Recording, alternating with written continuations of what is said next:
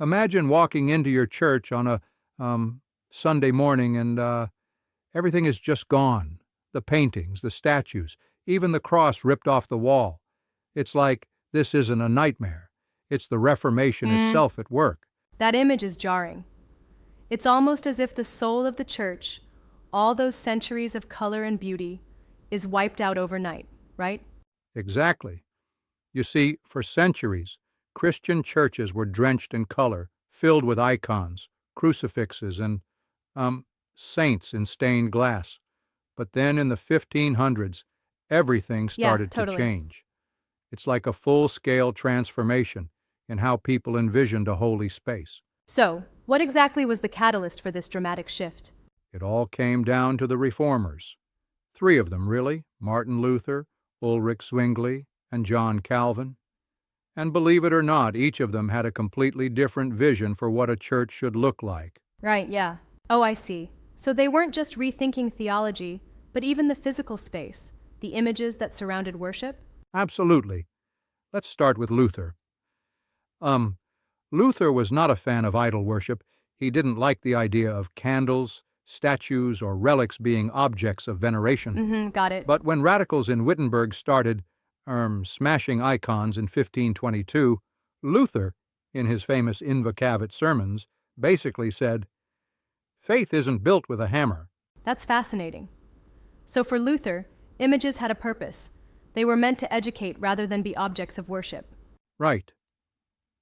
He argued that images like a crucifix or a painting were tools, a way to remind you of Christ's suffering or tell Bible stories to those who couldn't read the scriptures. But he was clear. They're adiaphora, which means things indifferent. Yeah, I see. You can keep them if they help, but don't worship them. Meanwhile, how did Zwingli's approach contrast with that? Oh, Zwingli. He had no time for compromise. In Zürich, during 1523 to 1524, he basically had the city council order that every church be stripped bare. Statues, altars, frescoes, everything was dragged out or whitewashed. Even the cross was seen as a distraction, dangerous almost, because it set up a false mediation between man and God. So Zwingli's vision was a church purely for preaching. No visual aids, nothing to distract from the worship itself. Exactly, it was like a surgical removal, cutting out idolatry at the very root. Indeed. But let me tell you, for many ordinary people, it was shocking, like centuries of beauty wiped away overnight in one fell swoop. I can imagine the emotional impact of that. But isn't it interesting how drastically these approaches differed? One kept art as an educational element, while the other rejected it completely. Yes, it is. And then we have John Calvin. Now, Calvin took Zwingli's strictness and built an even more stringent theology around it. For Calvin, the second commandment was crystal clear: you shall not make an image. Right. So even a reminder or a symbol was too much for Calvin? Precisely. In Geneva, Calvin's churches ended up being models of austerity. No statues, no stained glass, no distractions at all. Yeah, that's pretty stark. The focus was solely on the Word, the pulpit, and the sacraments. It's almost like a debate over what truly conveys the divine. Is it the beauty of the images or the power of the Word spoken aloud? Exactly, and that's where it really gets philosophical. It wasn't just about art. It was a war over the human soul. One's senses could either elevate you to God, or, as Calvin might argue, lead you astray. Deep stuff. That brings to mind the debate.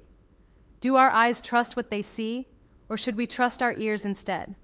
It's like, does beauty help us find God, or hinder us by distracting us? Right on. And these disputes weren't just quiet theological debates, they sparked actual battles. In the Netherlands, there was the Beeldenstorm, or statue storm, where mobs literally stormed cathedrals, smashing centuries-old artwork. Yeah, intense. In England and Scotland, the Puritans took a page from Calvin's strict playbook by ripping apart stained glass and burning crosses. It's interesting to see how these choices still influence churches today. You know, Lutherans, for instance, still maintain beautiful churches with art, while Reformed or Presbyterian churches tend to be much more austere. Exactly. It's, like walking into a church today is like stepping into the aftermath of a 500-year-old war. No doubt about that. You have beauty versus minimalism, and each choice sends a very different message. But, let's be critical for a moment. Don't you think that stripping away art completely might have its own drawbacks?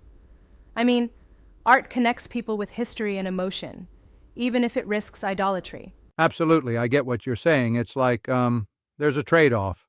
On one hand, you create a pure environment where the focus is unambiguous.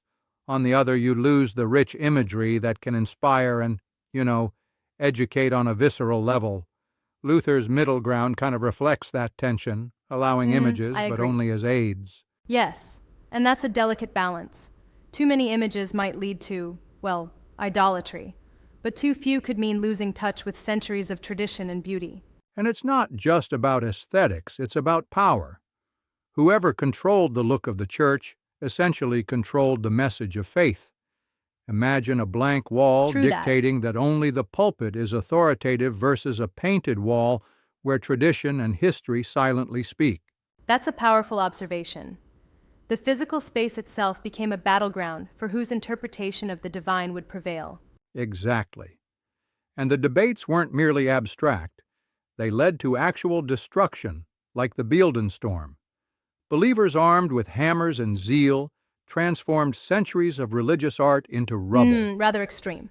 It really makes you ponder the lengths people will go to protect or reshape their faith, and the fact that, even today, the debate persists.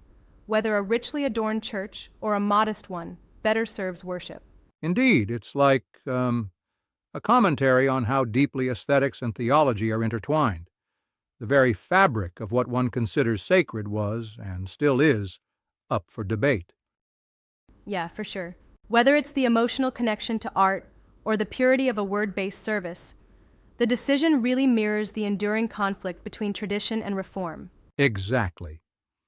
And it's fascinating because while Luther said, keep the images if they help you remember Christ, Zwingli and Calvin took such a hardline stance that they, in effect, rewrote the visual language of worship almost overnight.